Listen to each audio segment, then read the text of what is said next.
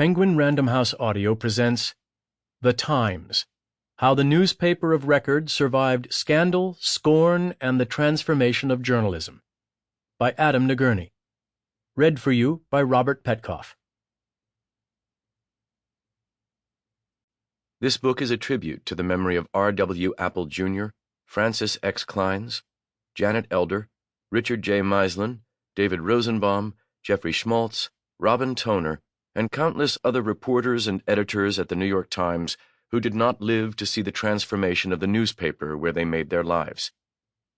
It is dedicated to Benjamin. Preface. Arthur Ox Sulzberger, Jr. was not going to be late for his own farewell, a momentous occasion, as the invitation put it, celebrating his 25 years as publisher of the New York Times. It was the first week of June, and an early hint of summer humidity hung in the air, but he intended to walk the 1.5 miles from the Beaux-Arts apartment house on West 71st Street in Manhattan, where he had lived for the past 7 years, to the Modern, the restaurant on the ground floor of the Museum of Modern Art on West 53rd. He had curated the guest list himself, approved all 250 of the invitees, and he wanted to be there when the doors opened. He would stay until the last glasses were returned to the kitchen and the band was packing up.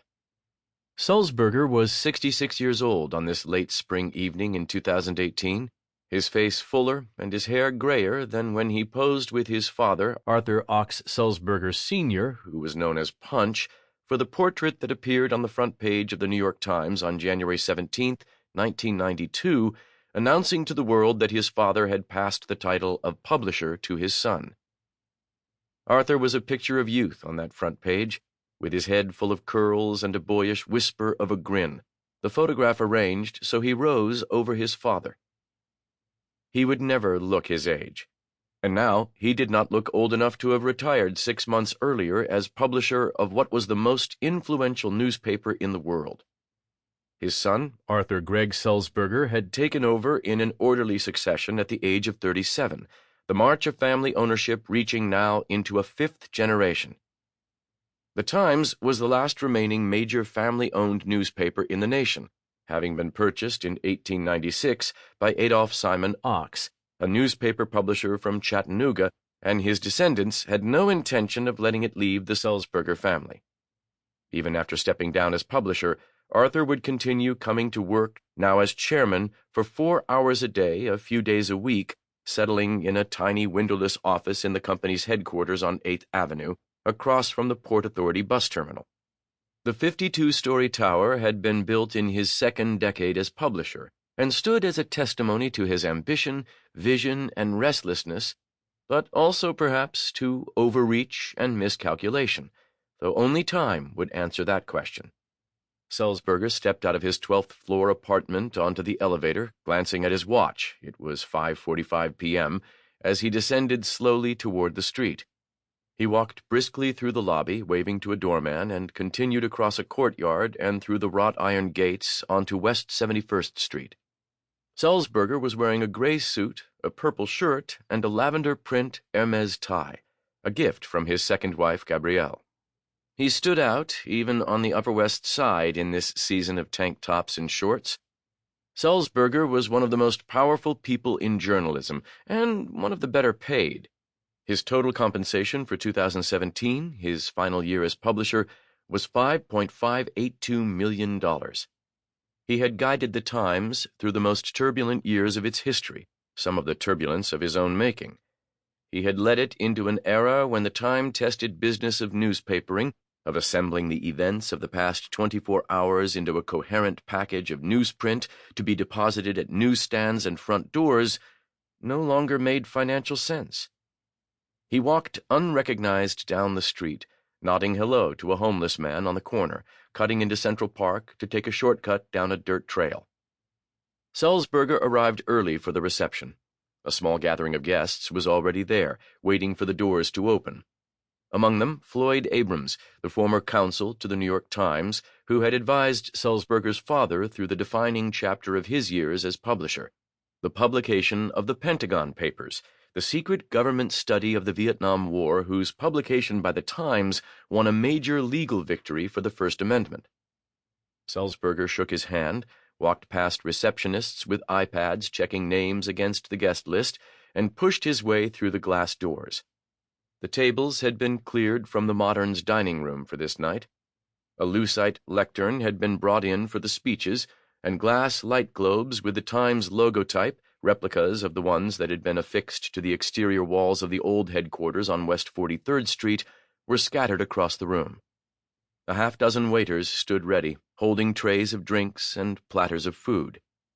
At 6:30 sharp, the doors opened, letting in a rush of people eager to be part of this celebration, of Arthur Sulzberger, Jr., but also of the New York Times itself, battered after these difficult decades, but still prosperous and preeminent in American journalism, a symbol of continuity that was outlasting yet another member of the Sulzberger family. Arthur had joined the Times as a correspondent in the Washington bureau at the end of 1978, at 27 years old, after working as a reporter for the Associated Press in London. The Times, that young Arthur found in 1978, was a successful but hidebound and risk-averse institution run by a generation of men, and not women, almost all of them white, who were, with few exceptions, products of the same social, economic, and educational class, confident in their abilities and the superiority of the newspaper for which they worked. Over the next 40 years, the Times would confront wave after wave of journalistic, societal, economic, and technological upheaval outside its walls, but also in its newsroom, that would at times threaten its existence and its aspirations to excellence. It would struggle to come to grips with a changing business model and a changing world while attempting to protect what made it the Times, the reason it was read first thing each morning by a discriminating and powerful audience of world, political, business, and cultural leaders. It was a 4-section newspaper then, with a daily circulation of 859,000 copies and a Sunday circulation of 1,407,000. The paper, dependent on the economy and the flow of advertising revenues, was awash in money, so much so that it was able to finance the ambitions of a newsroom that would send teams of reporters around the globe to cover not only huge moments of history, but places, personalities, and conflicts that might interest only a handful of its most eclectic readers. Its sweeping ambition was one of the things that had always distinguished the Times in American journalism. A.M. Rosenthal was the executive editor, awarded the title by Punch Sulzberger just under 2 years before Arthur joined the paper. The newspaper was influential and incredibly powerful. It was often referred to as the newspaper of record, but mainly outside the newsroom, since that was not really an accurate or realistic description of its mission. But it was where its readers went to learn what they should think about their presidents and mayors, to educate themselves on the foreign policy issues that might come up for discussion at cocktail parties or dinner, to be told which books to read, movies to see, plays to attend, and restaurants to patronize. Rosenthal was self-assured to the point of arrogance, and in that, he reflected the newspaper where he worked. A young man applying for a job in the sports department walked into Rosenthal's office in late summer 1982 for his final interview. Rosenthal insisted on meeting every applicant for a job in his newsroom. Rosenthal ended their talk by asking the applicant, Michael Janofsky of the Miami Herald, if he had any questions. "I'm curious," Janofsky responded as he recalled the conversation. "The paper has so many reporters filing stories from so many places around the world. How do you decide each day what readers are interested in reading on the front page?" Rosenthal did not pause. "We tell them what they should be interested in," he said.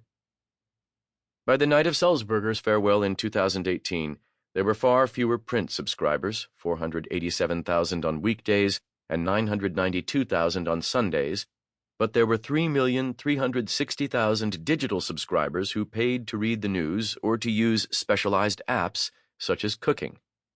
The Times was no longer just a product to be picked up at newsstands and front stoops.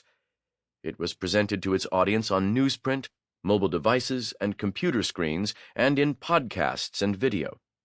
It still told stories with words and photographs, but now was buzzing with graphics and videos and interactive forms of storytelling enabled by... Sample complete.